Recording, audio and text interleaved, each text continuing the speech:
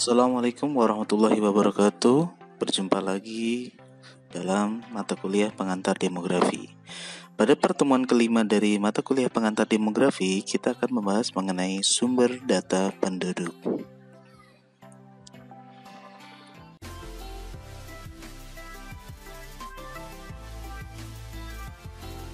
SDKI 2017.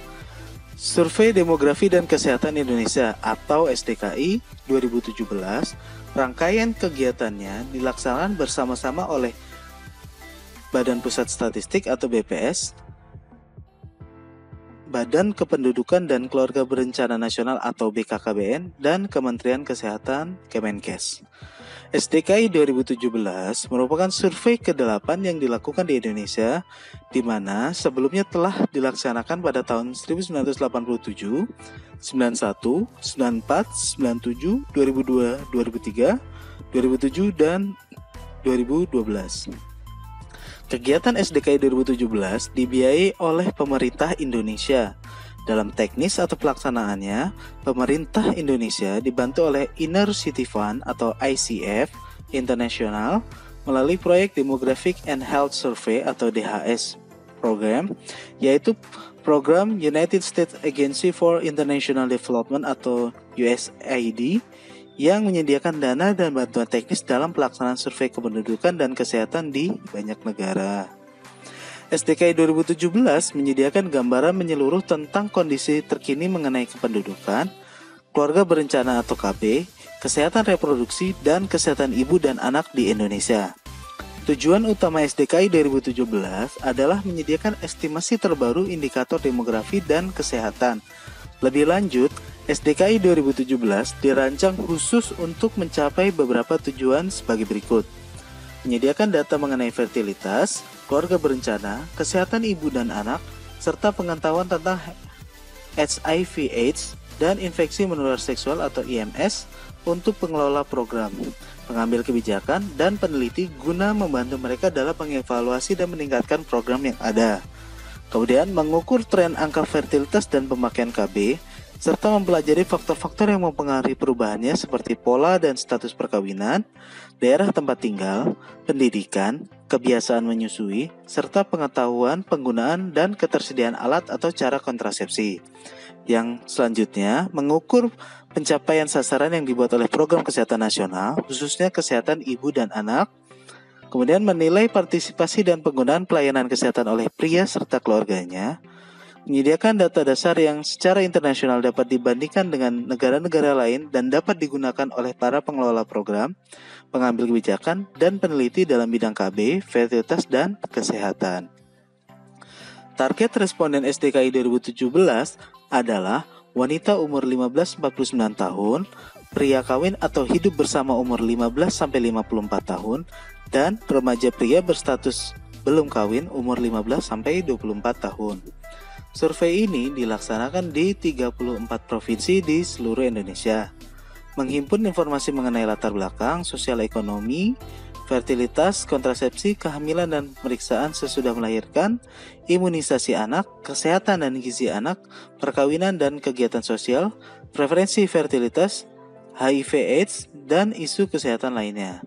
Kuesioner rumah tangga dan wanita umur 15-49 tahun mengacu pada kuesioner DHS, Demographic Health Survey, Phase 7, tahun 2015 yang sudah mengakomodasi beberapa isu terbaru sesuai keterbandingan internasional.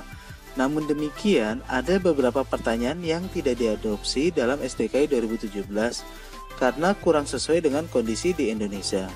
Selain itu, penambahan pertanyaan disesuaikan dengan muatan lokal atau spesifik Indonesia terkait program di bidang kesehatan dan keluarga berencana di Indonesia dan penyesuaian kategori jawaban. Nah, terkait dengan phase 7 ini, jika kalian membuka kuesioner SDKI dari tahun ke tahun, itu terkadang nomor kuesionernya itu lompat.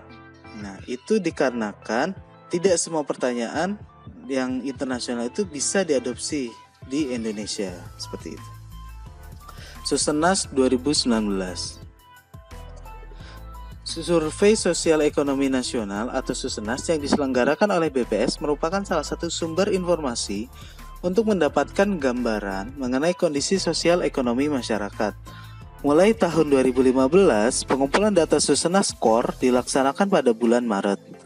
Informasi mengenai kondisi sosial ekonomi masyarakat yang telah dikumpulkan melalui Susenas digunakan sebagai dasar untuk memperoleh berbagai indikator pencapaian kesejahteraan rakyat. Indikator tersebut meliputi angka partisipasi sekolah dan angka melek huruf untuk bidang pendidikan, angka morbiditas, pemanfaatan fasilitas kesehatan, jaminan kesehatan, pemberian ASI pada balita dan imunisasi untuk bidang kesehatan, dan penolong persalinan, umur perkawinan pertama, partisipasi KB, dan rata-rata jumlah anak yang dilahirkan untuk bidang fertilitas dan KB, kondisi tempat tinggal, sumber air untuk minum, memasak, mandi dan mencuci untuk bidang perumahan, kepemilikan handphone, akses internet dalam pemanfaatan teknologi informasi, serta bantuan atau program pemerintah untuk kesejahteraan masyarakat. Susenas Maret 2019 dilaksanakan di seluruh provinsi di Indonesia di 34 provinsi dengan ukuran sampel sebesar 320.000 rumah tangga yang tersebar di 514 kabupaten kota di Indonesia. Sampel tidak termasuk rumah tangga yang tinggal dalam blok sensus khusus dan rumah tangga khusus seperti asrama, penjara, dan sejenisnya, tetapi rumah tangga yang berada di blok sensus biasa. Sejak tahun 1992, BPS melalui Susenas mengumpulkan data core atau keterangan pokok dan data modul keterangan khusus setiap tahun. Data modul saat ini pada Susenas 2019 yang dikumpulkan bersama dengan data core setiap 3 tahun sekali mencakup modul ketahanan sosial 2017-2020, kemudian modul pendidikan dan sosial budaya pada tahun 2018, serta modul kesehatan dan perumahan 2019. Nah, dulu ada modul konsumsi pengeluaran dan pendapatan penduduk yang saat ini digantikan oleh modul ketahanan sosial. Dari pembahasan sebelumnya, kita bisa lihat perbandingan antara survei dan sensus. Berdasarkan cakupan penduduk yang dicacah, survei itu terjadi pada sebagian atau sampel dari penduduk, sedangkan sensus dilakukan untuk seluruh penduduk. Dari segi fleksibilitas pencacahan, survei itu bisa dilakukan kapan saja sesuai kebutuhan, sedangkan sensus dilakukan secara periodik. Nah, topik yang dikumpulkan pada survei itu lebih beragam, spesifik dan terperinci sesuai dengan kebutuhan, sedangkan topik dari sensus itu terkait keterangan pokok saja, yaitu demografis, sosial, ekonomi secara umum.